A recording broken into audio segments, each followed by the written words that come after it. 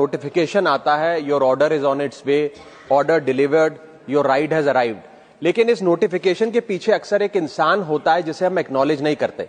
Sir मैं बात कर रहा हूं जोमैटो और स्विगी के डिलीवरी बॉयज की, ओला उबर के ड्राइवर की, ब्लिंकिट जेप्टो के राइडर की और अर्बन कंपनी के प्लम्बर, ब्यूटिशियन जैसे अन्य लोगों की।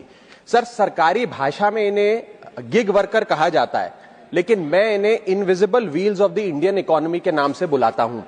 सर आज मैं इनका दर्द इस सदन में रखना चाहता हूं। क्विक कॉमर्स और इंस्टा कॉमर्स ने हम सबकी जिंदगी बदल दी है, लेकिन इस सुपर फास्ट डिलीवरी के पीछे एक साइलेंट वर्कफोर्स है जो हर मौसम में काम करती है, अपनी जिंदगी दांव पे लगाकर आपका ऑर्डर आपके घर तक पहुंचाती है। और इस साइलेंट वर्कफोर्स की छाती पे चढ़ के आज ये तमाम बड़ी ई कॉमर्स और इंस्टा डिलीवरी एप्स और कंपनीज $1 बिलियन की वैल्यूएशंस हासिल कर चुकी हैं, यूनिकॉर्न्स बन चुकी हैं। लेकिन इन गिग वर्कर्स की हालत आज भी एक दिहाड़ी मजदूर से भी बदतर है। सर इनकी कुछ चीजें, कुछ दर्द मैं आपके समक्ष रखना चाहूंगा और चाहूंगा सरकार तक पहुंचे। पहला है स्पीड और डिलीवरी टाइम का जुल्म। आजकल सर एक 10 मिनट की डिलीवरी का खतरनाक ट्रेंड चल रहा है।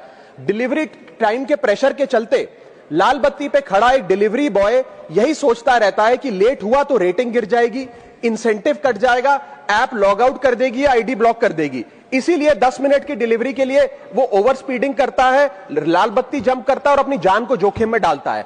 दूसरा दर्द है सर कस्टमर का गुस्सा। कस्टमर का हैरेसमेंट का भी एक परमानेंट डर इनके मन में होता है। जैसे ही ऑर्डर 5 से 7 मिनट लेट होता है, देखा जाता है कि कस्टमर फोन करके पहले तो डांटता है, फिर जब ऑर्डर डिलीवर करने आता है तो उसे धमकाता है कि मैं तेरी कंप्लेंट कर दूंगा, और उसके बाद 1 स्टार की रेटिंग देकर उसके पूरे महीने का परफॉर्मेंस और बजट बिगाड़ देता है। Third problem that they face sir is the dangerous working conditions, जिसमें कमाई कम और बीमारी ज्यादा है। 12 से 14 घंटे की डेली की शिफ्ट करते हुए, चाहे धूप हो, गर्मी हो, ठंड हो, सर्दी हो, जो मर्जी मौसम हो, फॉग हो, पोल्यूशन हो, ट्रैफिक हो, ये लोग बिना किसी प्रोटेक्टिव गियर के, बिना स्पेशल बोनस के, बिना हजार्डर अलाउंस के काम करते रहते हैं।